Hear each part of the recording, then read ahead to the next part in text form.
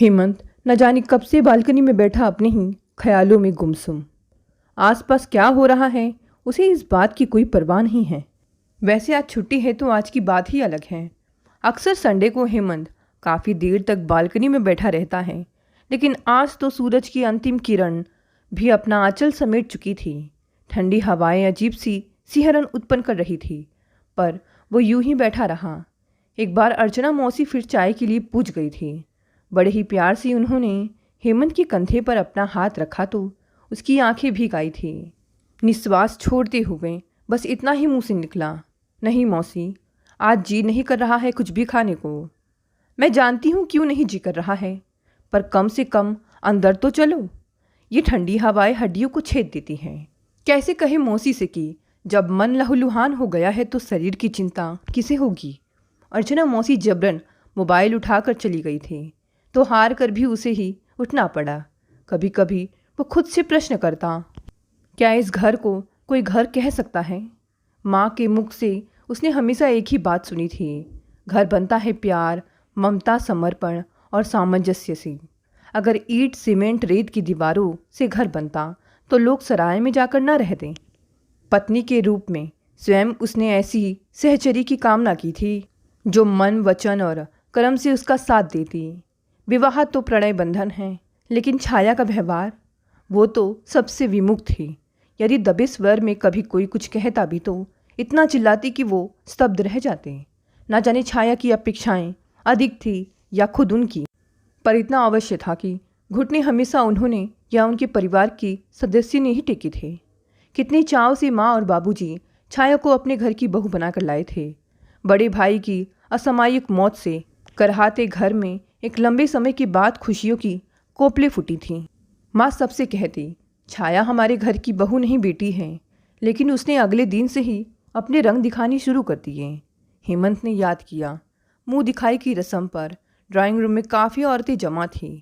रस्म संपन्न होने के बाद माँ ने छाया को प्यार से कहा, हेमंत अपने कमरे में नाश्ता कर रहा है, बहू तू जाकर उसके पास बैठ। मैं क्या उसके मुंह में निवाला डालूंगी। ऐसा लगा जैसे महाभारत प्रारंभ होने से पहले अर्जुन का सलामी तीर हो। सुनते ही उपस्थित सभी महिलाओं ने एक दूसरे को निहारा, फिर माँ को उल्हाना दिया। खूबसूरती के चक्कर में दहेज थोड़ा और रकम को भी लात मारी। अब भुगतो तो बहू के तेवर, निसंदेह सौंदर्य, शिक्षा और स्वास्थ्य के चयन के आधार पर तो तुम्हारा चयन श्रेष्ठ है, किंतु तुम्हारी बहू में भावुकता और संवेदनशीलता नामो निशान नहीं है। एक अन्य महिला ने माँ से हमदर्दी दिखाई तो वो सहज भाव से हंस दी थी। अरे आशा तो हीरा समझकर लाई थी, अब बहू कांच का टुकड़ा निकली तो जख्म भी वो ही बर्दाश्त करेगी। तुम लोग बहू का मजाक तो समझती नहीं हो और बात का बतंगड़ बना रही हो। चाय, नाश्ता, मिष्ठान प्रस्तुत करके माँ ने तो हंसकर बात का प्रसंग वही समाप्त कर दिया था, लेकिन हेमंत का मन बेचैन हो गया था। क्या सोचती होगी ये महिलाएं, घर से बाहर निकलकर कितनी बातें बनाएंगी छाया और उसके परिवार के बारे में। रात जब सभी अपने अपने कमरे में सोने के लिए चले गए तो उसने छाया को उसकी गलती का एहसास दिलाया। माँ से बात करने का तुम्हारा तरीका सही नहीं था छाया। लो भला, ऐसा क्या कह दिया मैंने तुम्हारी माँ से। छाया, रिश्ते का ना सही उम्र का लिहाज तो किया होता। देखो हेमंत, मेरा तो यही तरीका है बात करने का, चाहे किसी को अच्छा लगे या बुरा। छाया ने चादर ओढ़ी और मुंह दूसरी ओर फेर कर सो गई, लेकिन हेमंत पूरी रात करवट बदलता रहा। सुबह उठा तो आंखें लाल थी, चेहरा बुझा हुआ। आशा जी बेटे का चेहरा देखते ही पहचान गई कि अंदर से कोई बात उसी बुरी तरह कचोट रही है। चाय का कप बनाकर उन्होंने जैसे ही हेमंत के कंधे पर हाथ रखा, उसके मुंह से अनायास ही निकल गया, नम्रता, सहिष्णुता और बड़ों का आदर तो मानवीय भावनाएं हैं न माँ, इन्हीं से तो सुख का संचार होता है। लेकिन स्वभाव संस्कार तो विरासत में मिलते हैं। जवाब बुआ ने दिया था। फिर आशा जी के मुखातिब होकर बोली, मैंने तो भाभी तुम्हें पहले ही सचेत किया था, इस घर से रिश्ता मत जोड़ो। छाया की बड़ी बहन शादी के 1 साल के बाद ही तलाक लेकर मायके लौट आई थी, लेकिन दुनिया में सारी उंगलियां बराबर तो नहीं होती ना जीजी। आशा जी ने मुस्कुराकर जवाब दिया, तुम्हारी बहू के भी लक्षण सही तो नहीं दिख रहे हैं। किसी पौधे को अपनी जड़ जमाने में थोड़ा समय तो लगता है, आशा जी ने ननद को चुप कराने का संकेत किया। फिर हेमंत से बोली, हेमंत, जाने की तैयारी शुरू कर दो। कल रात की ट्रेन से तुम दोनों को भी तो मनाली के लिए निकलना है ना।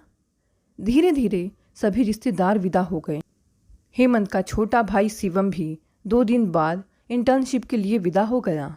अब घर में 4 प्राणी थे, सास ससुर, हेमंत और छाया। तीनों ही हंसमुख और छाया से स्नेह करने वाले। सुरेश जी बैंक मैनेजर थे।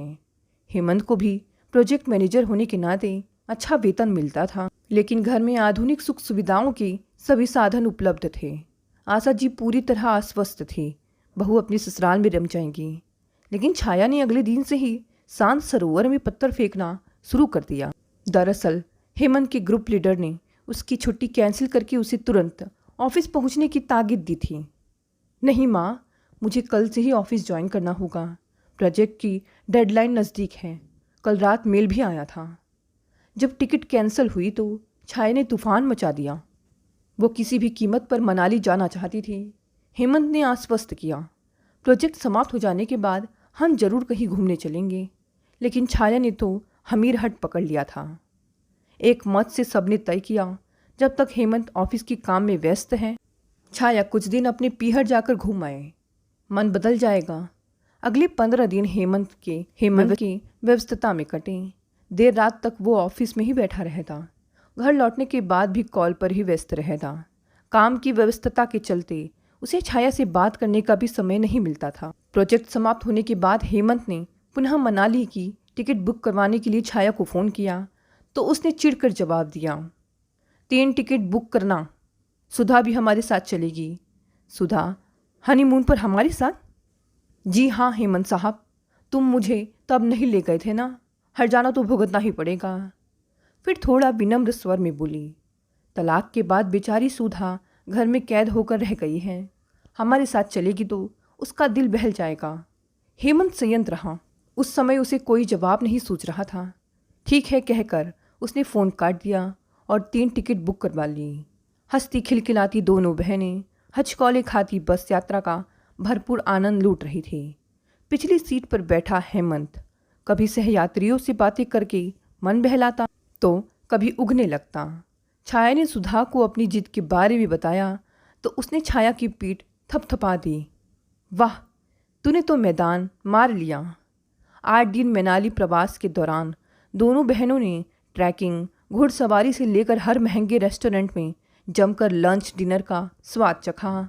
पेमेंट हेमंत करता रहा। वापसी में छाया ने पश्मीना शॉल खरीदने की फरमाइश की तो हेमंत ने एक शॉल माँ के लिए भी खरीद लिया। इस पर छाया अड़ गई कि मुझे भी अपनी मम्मी के लिए एक शॉल चाहिए।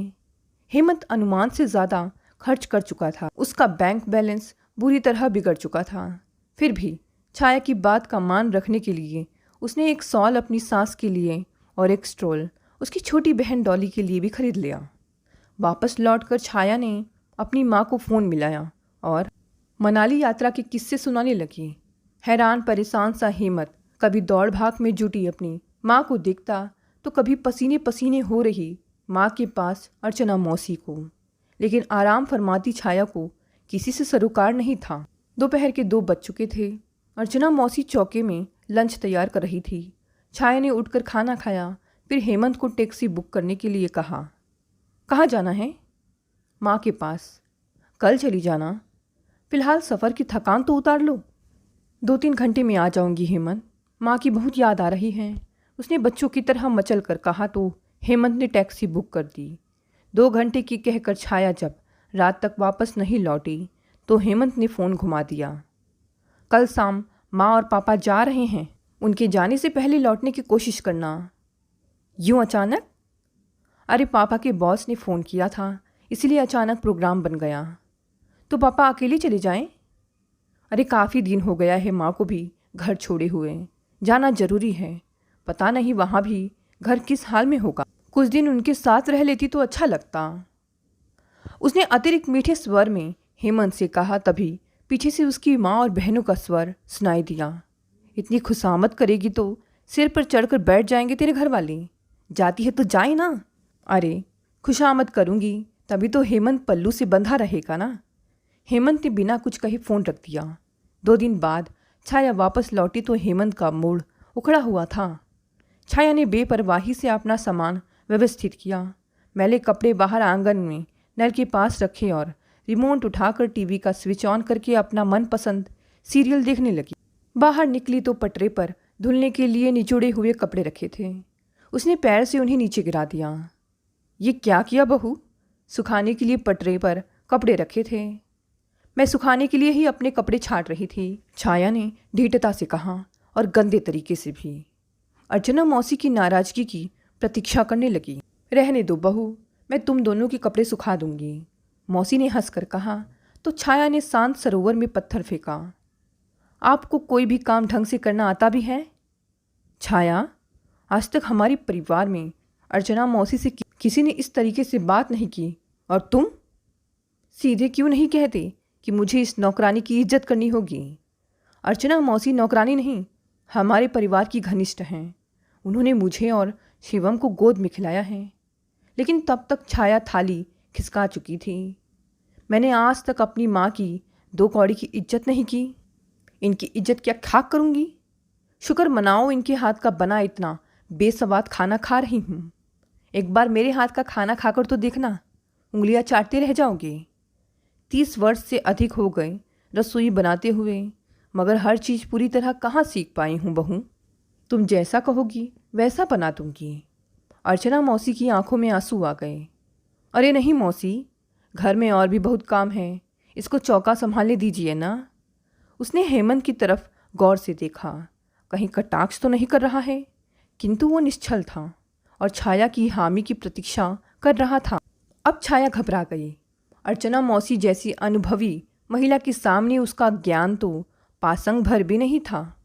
असल में छाया तो वाक्य प्रहार के लिए हर समय आतुर रहती थी। शांतिपूर्ण वार्ता के लिए उसके पास तर्क ही कहाँ थे। अगले दिन रसोई घर से निकलने के लिए वो नुकसान पर नुकसान करने लगी। कभी कांच का गिलास तोड़ देती, कभी नई प्लेट पटक देती। गैस चूल्हे पर कभी दूध उफन जाता, कभी दाल चावल बिखर जाता। मौसी ही समेटती और वो बिना पूछे गर्व से सफाई देती। अगर मैं उठाऊंगी तो धूल मिट्टी से मेरा रंग मैला हो जाएगा। कभी सब्जी से भरा बर्तन सावधानी से लुढ़का देती। चूल्हे पर तवा और परात में पलीथन रह जाता।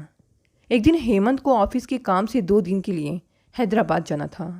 ऊपर से बैग निकाल कर उसने सामान सेट किया। फिर ताला बंद करने के लिए उसने जैसी ही चाबी घुमाई तो बैग का ताला हाथ में आ गया। उसने कलाई में बंधी घड़ी पर नजर डाली। कुल 1 घंटे का समय शेष रह गया था फ्लाइट छूटने में। सस्ता रोए बार बार, महंगा रोए एक बार। छाया ने हंसकर ठिठौली की। ब्रांडेड कंपनी के बैग को तुम सस्ता कह रही हो? ऐसा क्या ले आई तुम दहेज में? छाया ने इसे जबरदस्ती का मौका बना लिया और रोने लगी। तुम मुझे दहेज ना लाने का ताना मार रहे हो। उसका रोना निराधार था। हेमंत स्तब्ध रह गया। उसे समझ में नहीं आ रहा था बैग का ताला ठीक करे या पत्नी को संभाले। इधर घड़ी की सुई अपनी रफ्तार से आगे बढ़ती जा रही थी। इधर एयरलाइन से फ़ोन पर फ़ोन आ रहे थे। उसने उस फ्लाइट की टिकट कैंसिल की और अगली फ़्लाइट की टिकट बुक कर ली। जाना जरूरी था, बोर्ड मीटिंग थी। नया बैग खरीदने के लिए उसने कार की चाबी निकाली ही थी कि अचानक छाया उदारता दिखलाते हुए बोली, मार्केट जाने और आने में काफ़ी समय निकल जाएगा, तुम मेरा बैग ले लो। सुझाव अच्छा था, हेमंत मान गया। जैसे ही उसने सामान बैग में रखा, छाया ने चोट की। संभाल कर ले जाना, कहीं खोचा ना लगे, पूरे 5,000 की हैं। छाया को पूरा विश्वास था। हेमंत सामान निकाल कर बैग फर्श पर पटक दिया, किंतु वो अपमान का घुट पीकर भी मुस्कुराता रहा। मैंने हमेशा महंगा सामान ही इस्तेमाल किया है छाया। छाया, चिंता मत करो, तुम्हारा बैग सही सलामत ही वापस लाऊंगा। 2 दिन के बाद हेमंत वापस लौटा तो उपहार स्वरूप छाया के लिए हैदराबाद के मोतियों का पूरा सेट ले आया। छाया सेट देखकर उछल पड़ी। हैदराबाद में रंगीन मोतियों की माला भी मिलती है हेमंत? उसने दूसरा डब्बा खोलने के लिए हाथ बढ़ाया तो हेमंत बोला, ये माँ के लिए हैं। उसने जैसे ही डब्बा खोलकर छाया को दिखाया, उसका चेहरा मुरझा गया।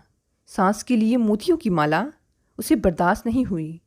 शाम को हेमंत ने अपने विवाह के उपलक्ष्य में एक छोटी सी पार्टी का आयोजन किया था। सारा इंतज़ाम होटल में रखा गया। कुछ वरिष्ठ, कुछ कनिष्ठ, कुछ सहकर्ता अफसर, सपत्नी आमंत्रित थे। सभी आमंत्रित मेहमानों ने छाया के रूप, लावण्य और शिक्षा की भूरी भूरी प्रशंसा की तो हेमंत ने भी पत्नी के गुणों की प्रशंसा की। साथ ही यह भी कहा, उच्च शिक्षित होने के बावजूद वो एक अच्छी गृहस्थिन भी हैं। तो छाया अवाक रह गई। अंततः अब शब्दों पर उतर आई और हेमंत पर झूठ बोलने का आरोप लगाया। झूठा संबोधन से ही हेमंत अवाक रह गया। ठंडी सांस लेकर बोला, छाया, मुझे आज तक किसी ने झूठा नहीं कहा और तुम्हें जरा भी झिझक नहीं हुई? नहीं, क्योंकि मैं जानती हूँ तुमने मेरी झूठी प्रशंसा की है। लगता है माँ ने इस आंगन में तुलसी के साथ पर नागफनी रोप ली है और इस नागफनी को तुम्हें पानी भी देना पड़ेगा और पूजा भी करनी पड़ेगी। छाया एकदम निर्लज्ज बनी थी। उस रात हेमंत की हलक से एक निवाला नहीं उतरा। सारी रात यही सोचता रहा, किस मिट्टी की बनी है छाया। न वाणी में मिठास है, न व्यवहार में नम्रता। हर समय घात लगाए बैठी रहती है कि कैसे किसी का अपमान करे। एक दिन हेमंत के सर में तेज दर्द था।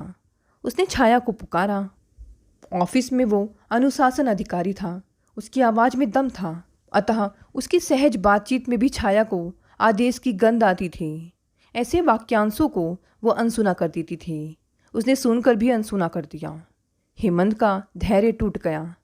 क्या कम सुनाई पड़ने लगा है? छाया मौन रही। क्या ऊंचा सुनने लगी हो? छाया को अपनी माँ से पता चल चुका था इस घर के आदमी सीधे साधे हैं, इसलिए उसने शेरनी की तरह व्यवहार किया। संडे को मेरा मूड मत खराब करो। मेरे कान बिल्कुल ठीक हैं। अगर गुस्सा आ गया तो मिट्टी का तेल डालकर आग लगा लूँगी। क्या कहा? हेमंत चीखा, जैसे सांप ने सामने से फुटकार मारी हो। जो तुमने सुना। छाया ने स्वर धीमा नहीं किया। यही कि अधिक परेशान करोगे तो मैं आत्महत्या कर लूँगी। तुम्हारे साथ दूसरे भी बंदे बंदे फिरोगे। सारी इंजीनियरिंग धरी की धरी रह जाएगी। कितने घटिया संस्कार है तुम्हारे। तो छोड़ दो मुझे, तलाक दे दो। हेमंत बुरी तरह डर गया। डरी तो छाया भी थी, मगर नारी हट पुरुष के अहम को पराजित करने के लिए मन प्राण से जुटा था। असल में असभ्य संवाद शैली के कारण छाया का प्राय देवर से झगड़ा हो जाता था।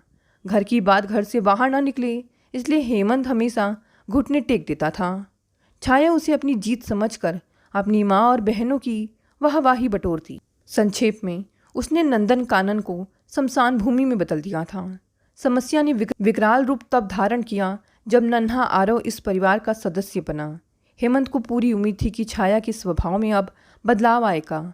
अब वो इस परिवार से जुड़ेगी, लेकिन जुड़ना तो दूर, उसने आशा जी और सुरेश जी को उसे छूने तक नहीं दिया और जता दिया कि वो अपने बच्चे की देखभाल भली भांति कर सकती हैं।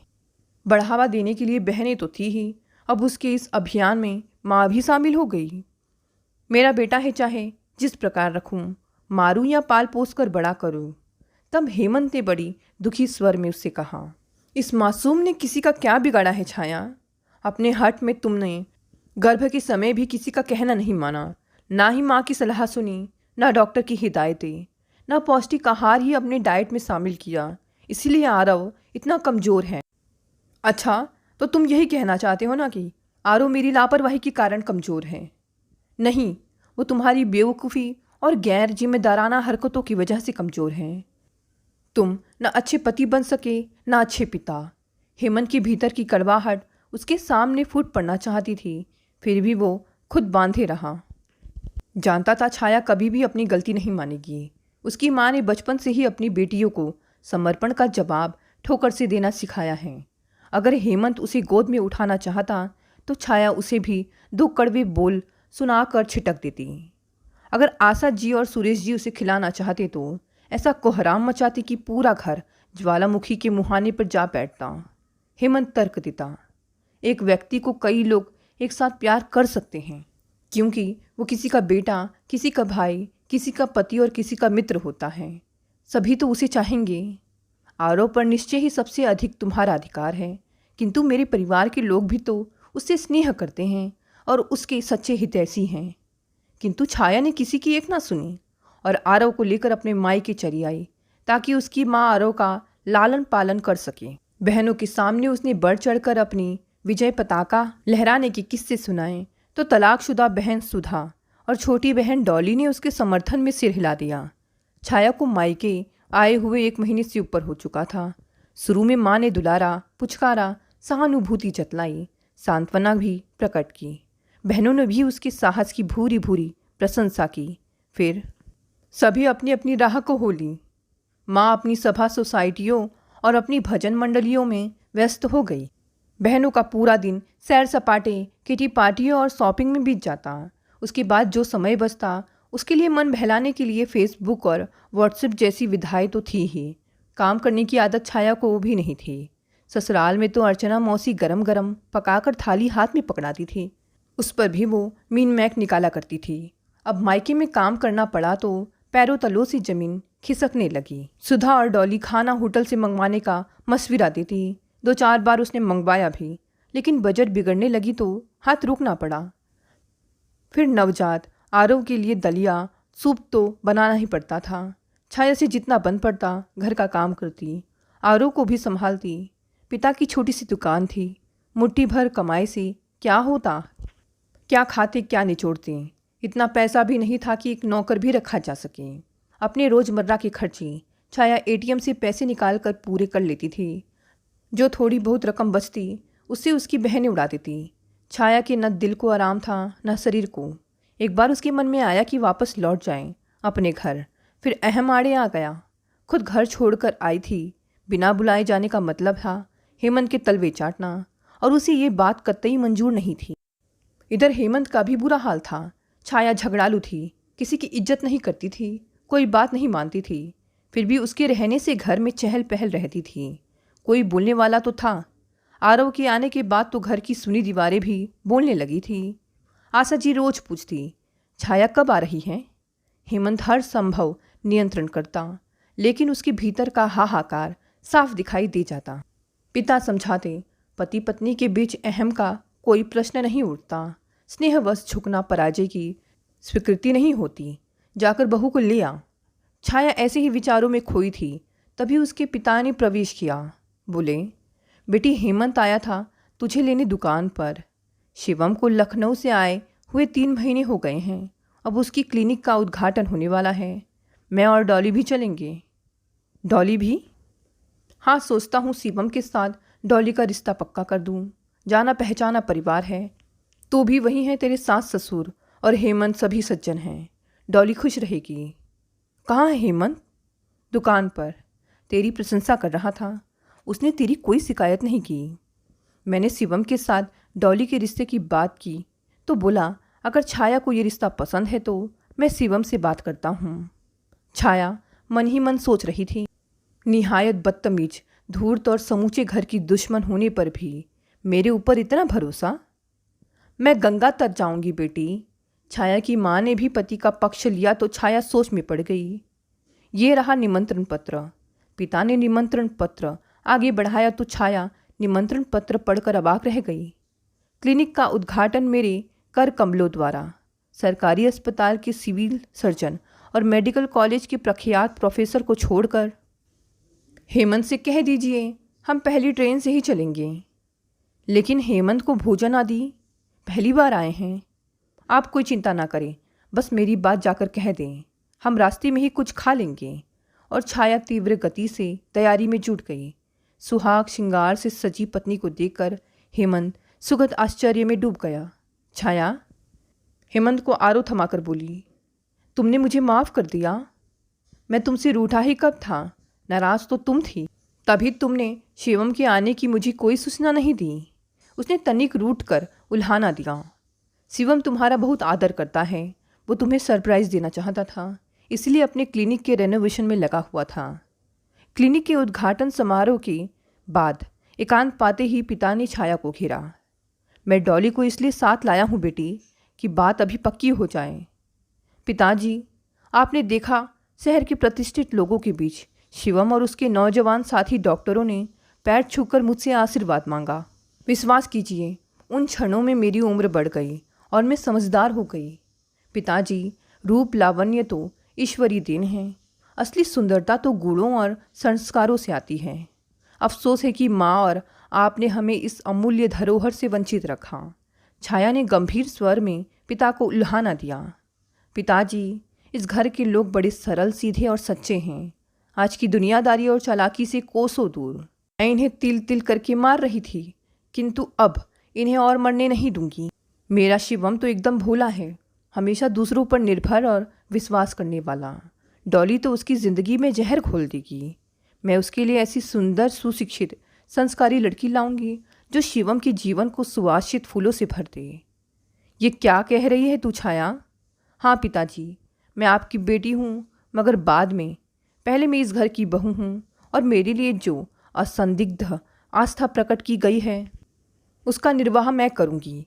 डॉली के लिए ऐसा मूर्ख घर वर मिलने में देर नहीं लगी जो कन्या के सौंदर्य और शिक्षा के सामने संस्कारों की तलाश नहीं करता। शिवम के साथ डॉली की शादी हरगिज़ नहीं होगी। आज पहली बार छाया ने महसूस किया था कि अब तक तो वो कितनी गलत थी। आत्मघलानी से भरी छाया अब खुद को बदलने की पूरी कोशिश में जुट गई। दोस्तों, यही कहानी यही समाप्त हो गई। आशा करती हूँ कहानी का कॉन्सेप्ट आपको समझ आ गया होगा। धन्यवाद दोस्तों, मिलते हैं अगली नई कहानी से।